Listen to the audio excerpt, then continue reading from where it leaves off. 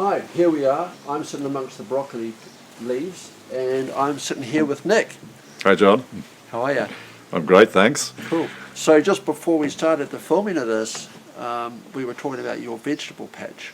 And you're growing your own veggies. Yeah, well, we didn't last year, unfortunately. We've got garden beds, but they 4 to 5 years on, they tend to rot unless you tannalise them, which you don't want to do. So we've need to be rebuilt. So we're rebuilding them this year, and hopefully in time for a good harvest this summer. You've had experience working with the big organisations as well, and now you've joined an organisation such as Ubi that has some real interesting philosophies.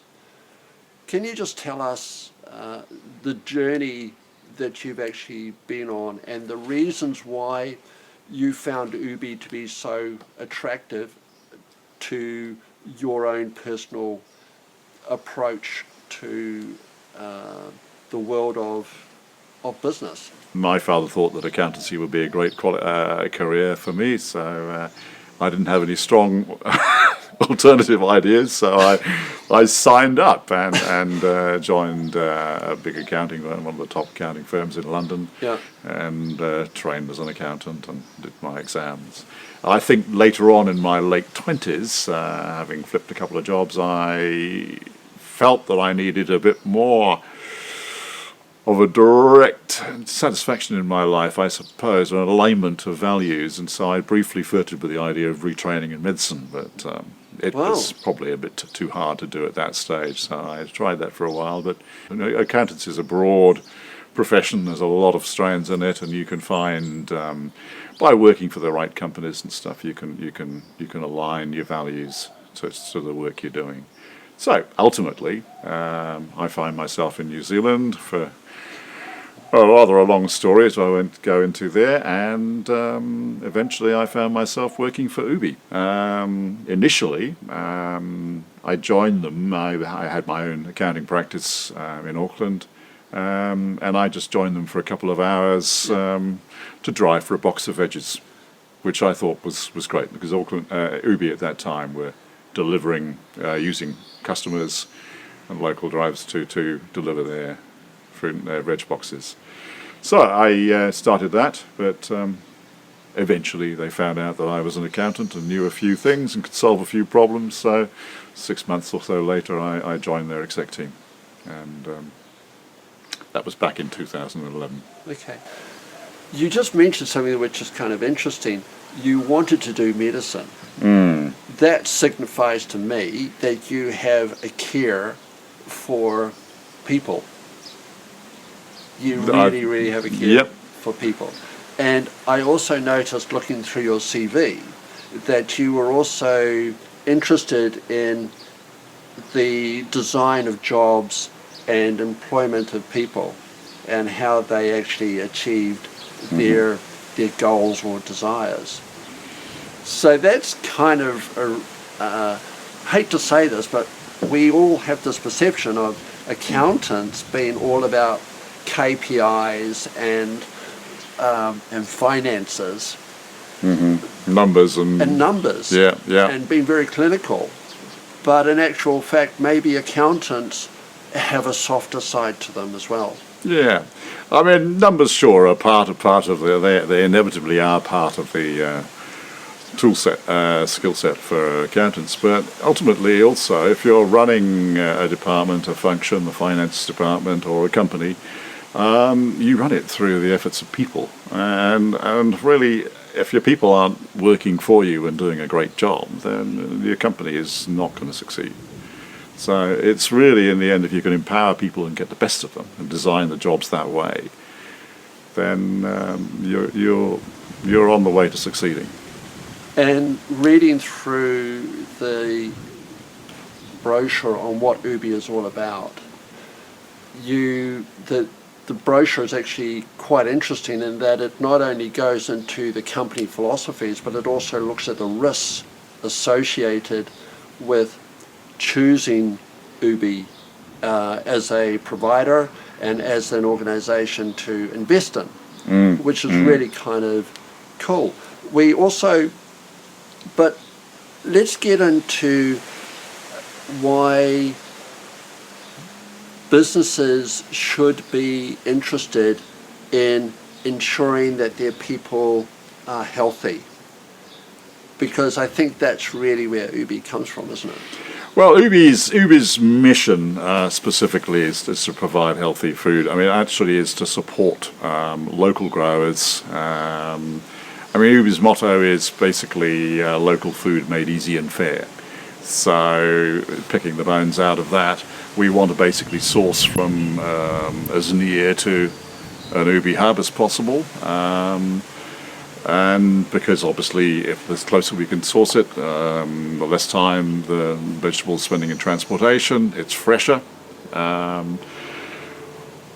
And to do that also, we need to be able to actually pay a fair price as well for those vegetables. So it's a balance. Obviously we've got to be fair, we've obviously got to make a sale, so the vegetables got to be at a comparable price. But it's also got to be a fair price to the growers so that they can actually continue to grow and we can actually encourage more growers and build local resilience within the economy. And to make it more affordable for the man on the street to consume fresh organic food. Ideally, yes. In fact, funnily enough, we don't only operate in New Zealand. We also operate in, among other places, Fresno, California. We have a franchised operation over there, and they have a problem over in California and some parts of the U.S. Called food deserts, where there are people who just don't, there's vast areas which don't have cities which don't have access to fresh foods. Right. Literally, there's only corner shops and corner dairies and very little in the way of... There's plenty of fast food because that's fresh and cheap, and that's produced by the industrial food system. But good, nutritious local fruit and veg can be hard to find in some of those areas. So that particular Ubi hub is set up to tackle that problem. Yeah, and if you were an employer who wanted to actually gain and optimize the output of your employees, would you encourage your employees, their people, to eat organic food? I think, you can debate the merits of organic food, and we're not actually purists in that. We basically believe that local as possible, as sustainably farmed as possible. And if that's organic, then fine. It's fresher, so it's obviously going to be doing a lot more for you. Cool. And that's going to actually heighten their level of activity in their business as well, isn't it? Well, there's no doubt about it. My old school motto was, I think there was a Latin term, mens sana in corpore. Basically, a healthy body engenders a healthy mind. So, the two go hand in hand. Yeah. You are what you eat. I believe that our cells, all our bodily cells, change every 7 years. Well, yeah, and Hippocrates actually said, food is our medicine and medicine is our food. However, he was living 600 BC. Sadly, the food has changed, and we're not eating the same food that he had. Yeah. So a lot of the nutritional benefit of the food is actually gone, which is the reason why it's so good to have these vegetables. And it's so good that you're actually able to provide that food to a home, which sort of brings me to the next subject of, and we did discuss this, and I know that you said that no, you're not doing that at the moment, but you have considered it, is delivering your food to factories and to businesses. And your comment to that was, you're looking, but it's too hard? Well, I think initially our target was actually to residential homes, consumer. We only deliver once a week at the moment, so we don't have throughout the week a 24/7 service. So I think if we did have that, it would be much easier for us to service the business market. than we currently do. So if an employer says, I like the sound of Ubi and what they do, and I like their philosophy, and it fits with our culture and our values, and they approached you and said, can you deliver to me vegetables for our business that will last for a week? Would you be interested in that? Oh, we'd certainly talk to them, absolutely. We can certainly deliver a box. We deliver already to some of our customers prefer their box to be delivered to their work, their office. So we deliver to offices during the day on those runs. Yeah. You mentioned sustainability about 5 minutes ago. Sustainability is really, really important. But I think an awful lot of businesses might be confused about what is sustainability and how does it actually apply to their business. And we also built into that the subject of KPIs. And I've recognized in my job as an insurance broker that, again, a generalization, accountants focus on those KPIs and max out to reaching those KPIs all the time. But your perception of that is saying that's just not sustainable. Well, I think, yes, they need to be the right KPIs, I think is the answer. We have KPIs within Ubi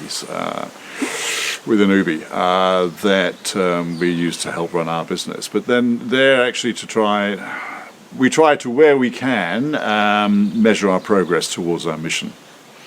So we have, for example, a measure that looks at how much food we're buying from local growers as opposed to not so local. So we keep tabs on that. So we're able to talk to people and report to our shareholders in the end that yes, we are making measurable steps towards our goals. Yes, KPIs can actually be used to measure progress towards social good rather than just intensification or ever-growing, never-ending growth. They can also be tailored and look to measure other things. So that's one side of it.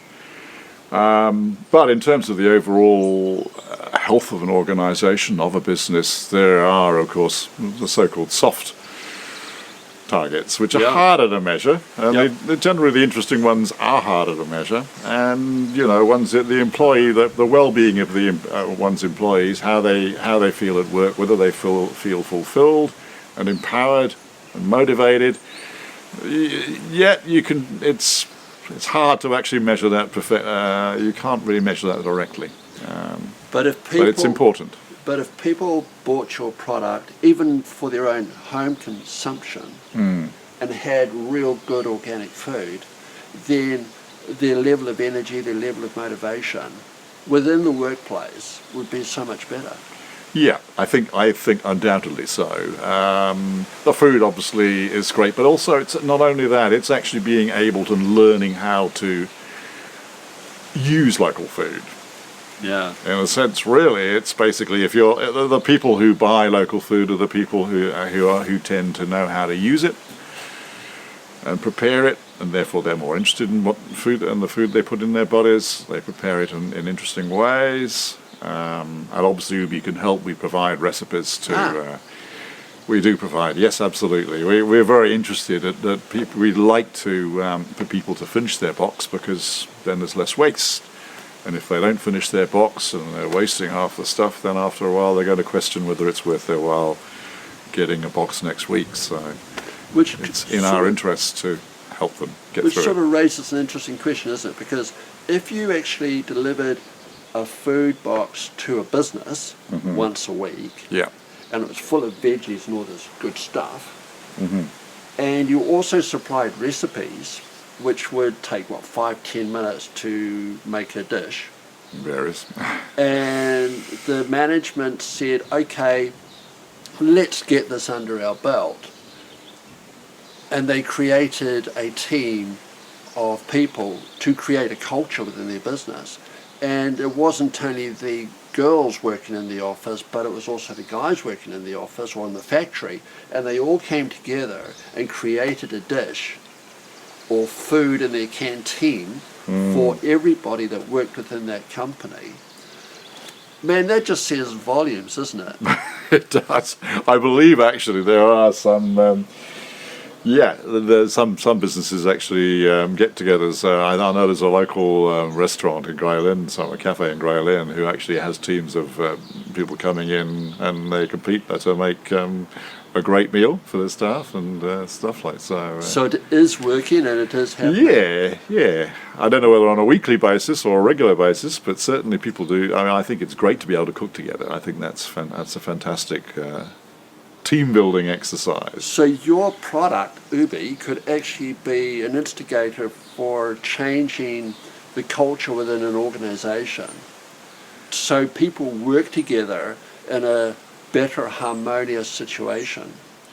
It could be, yes, it could be. I think the main thing though is that yes, we would look to be able to provide something like fruit and veg.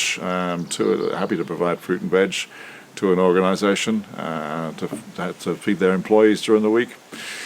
And yes, if they want to do a cook-in, I'm sure we can provide for that occasionally. That sounds absolutely brilliant. So I hope that those people that are listening to this, they're going to go, the light bulb's going to come on in their mind, and they go, wait a second, there's something in here.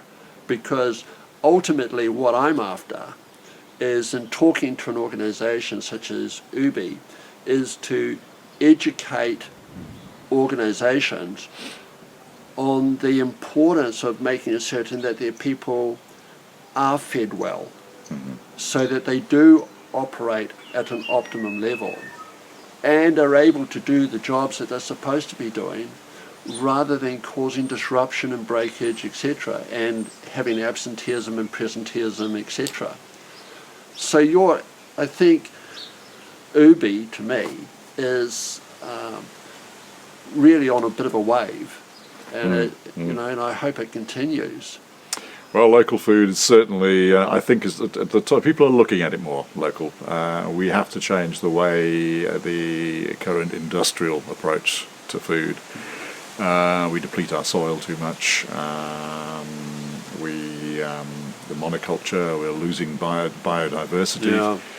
All of those factors, and there are innumerable ones. We need actually to bring back a little bit of the local scale, and also resilient local economies that we can.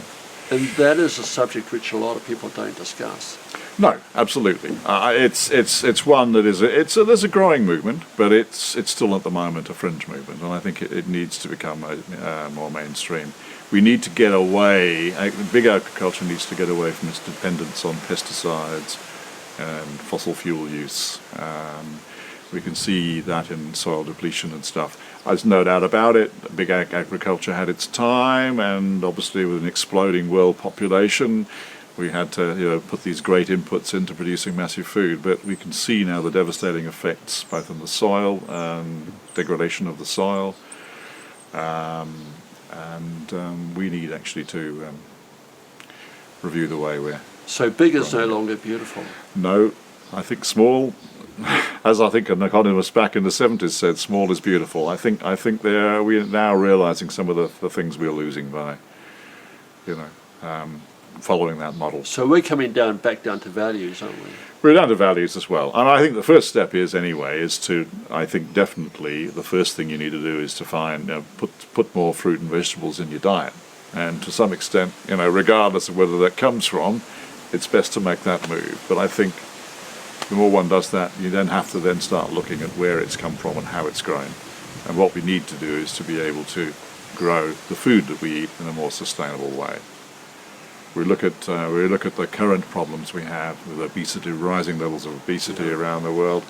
That's of course because people are eating processed food rather than fruit and vegetables. So the first step is to move away from processed food to eating fruit and veg, and then question how it's farmed. It's kind of interesting because one of the subjects that we've just been discussing back in the office is people's choice. And it comes down to the biggest risk is not making the right choice. Yeah. So if we can help people make that right choice, it just has exponential benefits all around. Oh, absolutely, absolutely. Yeah. And Ubi's part of that. Yeah, I'd like to think that we're helping in a small way to, put us back on a more sustainable track. So, if a business owner listens to this, I'm sure that they will be listening to it. So, what do they do to get hold of Ubi? Well, I think probably that we're an online business, and what we do, and a lot of what the local revolution is doing is actually using the internet. So look us up on the internet, ubi.org. What is it? Ubi.org. Yeah. That's Ubi stands. It's 4 O's BY, and Yeah. that stands for out of our own backyards. Nice. And That's this. Yep, Yep. absolutely. And give us a call. Get And in touch. phone number? And yes, it'll be on the website, depending on where you are. So Okay. I can't give you a number, but So this is New Zealand-wide as well? New Zealand-wide, well, it's certain cities. We have 5 hubs going, 4 in the North Island. We're in Auckland, Taranaki, Tauranga and Hamilton. And we're also in Christchurch in the South Island. Right. So do you think this chat has actually done the world of good to the vegetables? Well, I believe that, yes, I think I generally prefer classical music, I think. But Yeah, we don't I'm have s- Prince Charles Jackson, but I haven't asked brassicas. brassicas. I haven't asked brassicas what they like. But Oh, so do you play music? well, no, sadly I don't. I mean, that's another one of my failings. I love and I increasingly enjoy music, but I've tried the piano at various times, but I didn't start young enough. Cool. Well, have to thank you start, very yeah. much. It's been great Been a talking pleasure. to you. Been a pleasure. So, it's been great talking to Nick, and I trust that you gained a better understanding and more insight into vegetables and Ubi and the benefits that vegetables and organic food can provide to your people within your business. So until next time, we'll see you later. Thanks. So you can play the piano.